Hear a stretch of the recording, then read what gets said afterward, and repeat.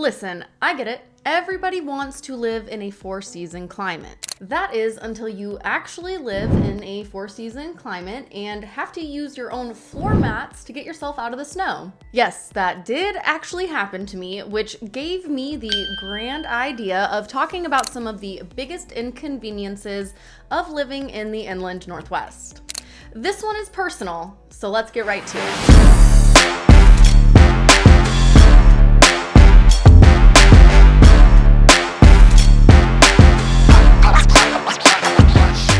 My name is Sarah Haywood, and I am a part of the Living in Spokane WA and PNW Dream Homes team. And today I want to talk about some of the things that inconvenience me the most since I've moved to the inland Northwest. Now, for a little bit of background, I come from a pretty big city, well, the Seattle area over on the west side of the Washington state. So when I moved to Spokane, I had quite a bit of culture shock, and it was not in the way that I was expecting. The first thing that I want to talk about is traffic in the inland Northwest. Now, obviously, as a growing area, this is going to be a popular topic because, well, traffic is growing. But Spokane has some unique challenges that it faces. One of those biggest challenges is the lack of a north-south freeway corridor. Right now, your best bet to get north to south in the Spokane area is to take Division Street, which stretches through downtown Spokane all the way to North Spokane. Or at least you would think. Now, this is not a perfect route. There are many businesses along Division Street, which means you're going to be running into traffic light after traffic light. So if you're just trying to get north of Spokane, it can be kind of frustrating. In fact, most people find it best to go around the city itself, which has been made a little bit easier by the construction of the north-south freeway.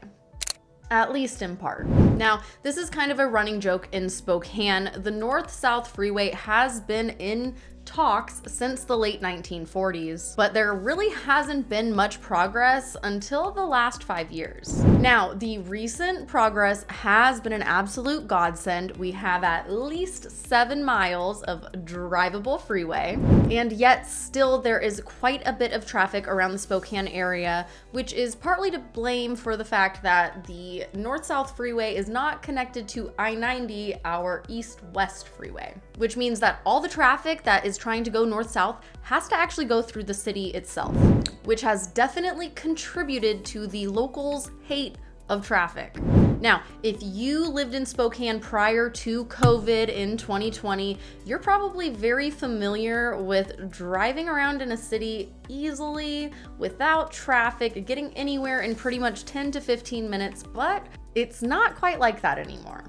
Yeah, well, now you can expect to be sitting in traffic during the normal work commuting hours. And because both Eastern Washington and North Idaho are growing so much, there's so much more traffic on the roads that the local cities have not been able to keep up with the infrastructure. So whether you live in North Idaho and are just trying to get off I-90 somewhere in Coeur d'Alene, or you live in North Spokane fighting your way up Division Street, you'll find that there's quite a bit more traffic in the area than there used to be. Now, luckily, both Spokane County and Kootenai County are addressing these infrastructure issues rather slow, but still being addressed. But that does not change the fact that we are dealing with quite a bit of traffic in our area, which is all a part of being a somewhat big city with small town vibes. I am talking about Spokane being the second largest city in the state of Washington. That's right, most people don't realize that. Spokane is the entertainment, business, and medical hub of the entire inland Northwest. That means anything from Eastern Washington, Northern Idaho, Western Montana, and Northeastern Oregon. They're probably going to be coming up to Spokane for any of those amenities. Now, some of the inconveniences of having so many areas coming to one place for things like medical care is that sometimes the wait can be kind of long.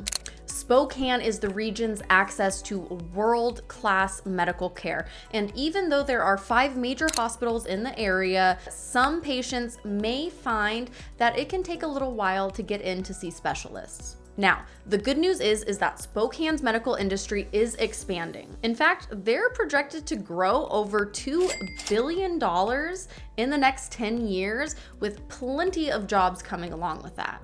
On top of the medical industry bringing lots of new opportunities, the area growing in general means that there are a lot of other opportunities for business and development in the area. Not only are we seeing new hotspots popping up all of the time, these areas are bringing businesses like restaurant, grocery stores, services, and even entertainment. Speaking of, while Spokane has seen quite a few bigger acts coming to the city, if you're moving from somewhere like the Seattle area, you might find that Spokane is a little quiet.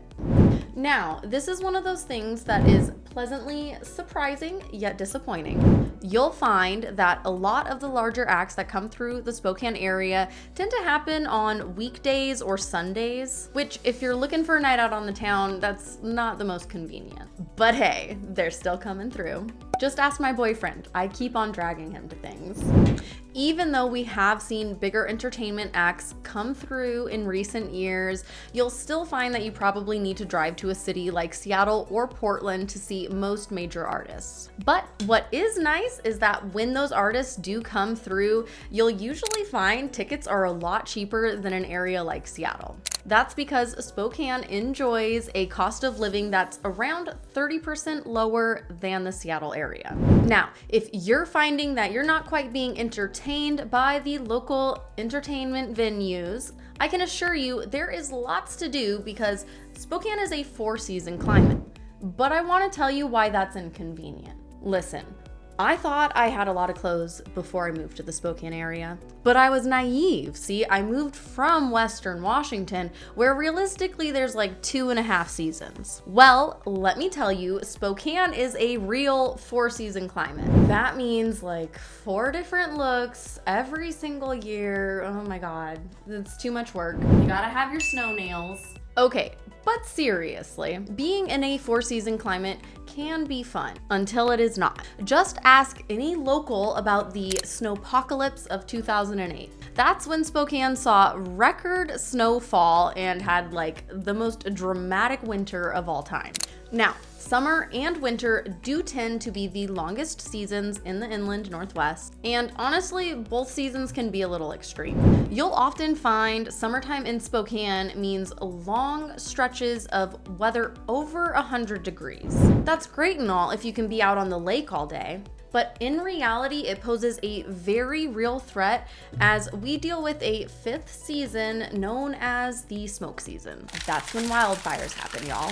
Now, one of the biggest adjustments for someone like me who moved from Western Washington to Eastern Washington was honestly dealing with the wintertime. Now, where I am from, absolutely everything shuts down and goes into chaos over a 1/4 inch of snow. But here, in the Spokane region, no, like stuff stays open, school is on, you have to drive to work. Chaos, be damned. So if you are someone who is unfamiliar with winter, driving in the snow, anything of that nature, that's honestly probably going to be your biggest adjustment. But I can assure you, with the right vehicle and right kind of tires, I'm talking about Subarus and snow tires, none of that all-season crap. Don't worry, you will be totally fine once you adjust to the winter time. Now, one of the most beloved things of our 4-season climate is all of the different activities you can do within 4 seasons. Wintertime in our region is cherished, especially if you are someone who loves to ski, snowboard, ice fish, snowshoe, pretty much any of the cold weather activities. I mean, I've literally seen someone build an igloo in Spokane. Now, what is kind of fun about living in a region like this is that each season kind of makes you long for the next. When you live in an area where everything just kind of blends together, moving to a place like Spokane where summertime makes you wish it was winter and wintertime makes you wish it was summer can be kind of interesting. Honestly, it always makes me very excited for the next season coming up and what the change might bring. Which brings me to 2 of the most wonderful seasons in Spokane, fall and spring, both of which are way too short. Spokane has a ton of deciduous trees, which means that they turn beautiful colors in the fall time, and we have an entire season full of spooky time Halloween. Not to mention, there are plenty of corn mazes in the region where you can pick up a pumpkin spice latte and pumpkin donuts. Now, my favorite season, springtime. In Spokane, it's pretty short, but it is absolutely beautiful, and you will definitely appreciate your first spring in Spokane, where everything comes back to life after a long, cold winter. I mean, the plants are like a totally different shade of green here. Okay, I could go on and on, but seriously, as inconvenient as these things are, I absolutely love living in the Spokane region, and I can't wait for you to experience it as well. If you're someone who already lives in the Spokane region, I would love to hear about some of the things that inconvenience you, or even some of the things that you might love. Be sure to leave some comments down below. I would love to get a discussion started. And of course, make sure to subscribe and turn on your notifications bell because it really helps a growing channel out. All right, well, that's what I have for you today. Again, my name is Sarah Haywood with the Living in Spokane WA and PNW Dream Homes team, and I will see you next time.